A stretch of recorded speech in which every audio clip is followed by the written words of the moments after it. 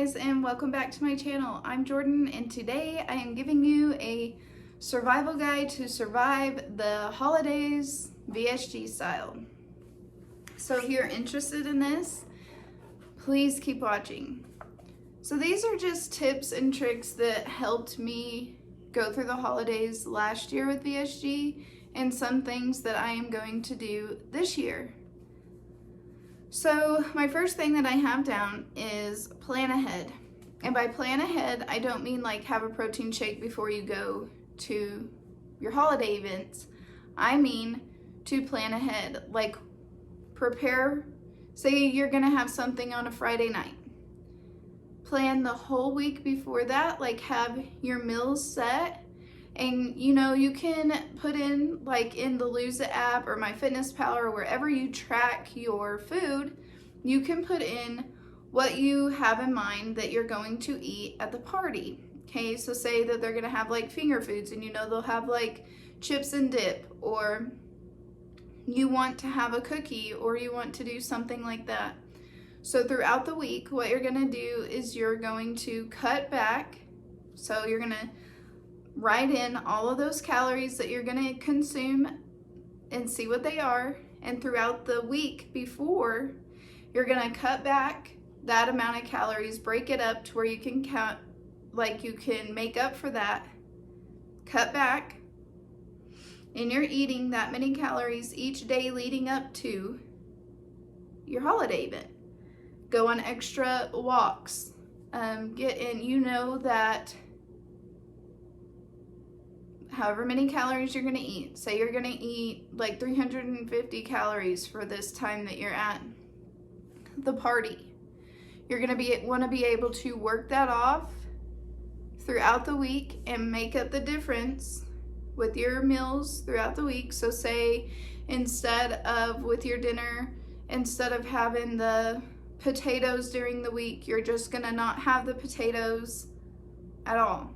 So you're gonna find where you can take out those calories throughout the week and maybe add in some extra exercise to prepare ahead of time for the holiday eating and the holiday food. That way you don't feel like you're taking it away from you, or you might feel like you're not getting to enjoy the holidays. And days before leading up to this, make sure you're hitting your water every day. If not, you're going to really retain what you're eating the day of the holiday event that you go to. You're really going to retain those carbs. You're really going to retain some water. So keep your water intake at about 80 ounces or more a day. And after you have whatever you choose to eat, okay? And it might be a little bit worse than what you've ever eaten before or whatever. We know what the holidays are. They have the most great food ever. So the meal after, it's really important that if we do consume a lot of carbs during this time at our events, or a lot of sugar, or a lot of things that we're not used to, a lot of calories at one time, something like that, that we give our body time to use that food that we put into it. So allow yourself 12 to 14 hours until your next meal. I know this sounds crazy, but it takes our body anywhere from 4 to 6 hours to break down food anyways, just to start breaking it down. Then it has to use it, metabolize it, and all of those things. And if we just continue to eat and not allow our bodies to use what we just put in it, we will start stacking up those pounds that we don't want during the holidays. So give yourself a 12 to 14 hour period to not consume anything with calories. So you're only going to be consuming water during this time. Mostly for me, I've noticed that it will be like my holiday events are usually at nighttime. So I will just go to bed, not have anything. I'll wake up in the morning and I will wait to have my green smoothie or whatever until it's been about 14 hours after. And when doing that, it gives my body a chance to metabolize and break down the food, and then it's not just like a hamster wheel. Like my body will use it even though it wasn't the best options. And the meal that you do want to break that fast with, you want to make sure that it's high in nutrients, low in carbs, and high in protein.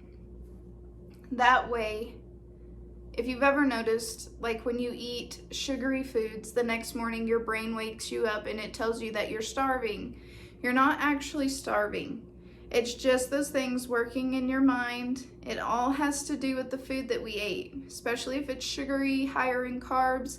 Your body's gonna think, oh, I need something to break it down, because our body works really well with breaking down protein. But whenever we put in an abundance amount of carbs and it's not protein, it's kind of harder for our body to break it down and metabolize it, which is what a lot of us dealt with when we were obese.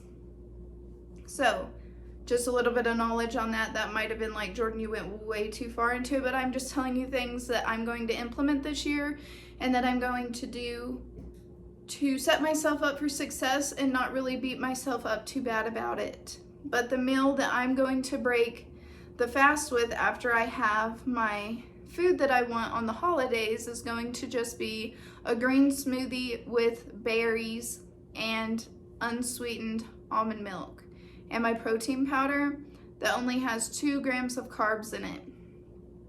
By doing that, I'm going to pack in at least 30 grams of protein, and I'm not gonna have very many carbs. And it's really gonna set me up for whenever my actual next meal comes up, my brain won't be tricking me into thinking that I need the carbs and that I need to fill up with something that's not nutritious. And my last tip is to, even on the day that you do eat, you know, it is the holiday, Thanksgiving, Christmas Eve, Christmas, whatever it may be, New Year's Eve, go on an extra walk that day. Do it with the family. Take your kiddos after you eat, and instead of crashing out on the couch, go for a quick little walk. Even if it's 20, 15 minutes, whatever, do that a couple of times during the day just to keep it an active rest while you're consuming all of those extra carbs that our bodies are not used to consuming. I know that this might seem like a lot, but I really hope that this will help you guys. And also, do not skip out on your vitamins these days. And if you have a greens that you use, because we're not going to be consuming as many vegetables that we would, and these holidays are only like a month apart, you know, and usually there's multiple, and you have multiple families and you do it multiple times. So if you have a greens that you use, drink those the days that you know that you're going to be doing this. And you'll find that even though that you did give yourself a little bit of room to have whatever you wanted during the holiday, you're still consuming nutritious stuff beforehand, and you're making room for it and planning ahead of time, like weeks or a week. And if you're planning to go out with a bang on Thanksgiving, I highly suggest that you do maybe 2 weeks of planning ahead, because we don't even realize it. And what we're going to consume, like the green bean casserole, sweet potato casserole, broccoli, rice, and cheese all the casseroles that have all of the carbs, all of the things, really add up. And we're going to notice that we're like at a 600 calorie meal before we even know it. And our bodies are not used to that. So these are the things that I'm going to implement. And let me know if you want to try these down below, and if you think these are a bit much or that they will work and that these will set you up for success. Just let me know. Let's communicate about it. What are you doing? What are you implementing? Comment down below, let me know. I would appreciate it if you give me a thumbs up, subscribe, and follow me over on Instagram, and I will see you guys in the next video. Bye.